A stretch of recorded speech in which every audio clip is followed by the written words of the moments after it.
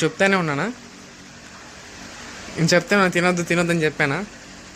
ఏం తిన్నావు? గడ్డలు వచ్చినాయి మామిడికాయలేగా. కక్కుడు పడినట్టు రోజుకి 2 తిన్నావు. ఇప్పుడు సరిపోయినాయా? ముక్కు మీద గడ్డలు ఎలా వచ్చినాయా? నీకు అవసరమా? ఇక మా చెట్టుకి కనీసం ఒక 200 కాయలు వచ్చినాయి. 200 కాయల్లో ఈ పిల్ల 100 కాయలు తిని ఉండిద్ది. తిన్నావా లేదా 100 కాయలు? ఇప్పుడు గడ్డలు లేచిన ముక్కుల మీద లేచినా లేదా? నొప్పి పుడుతున్నాయా? మరి ఎవరు తినమన్నారు నిన్ను? చెప్పరా, అవు తినమన్నారు నిన్ను?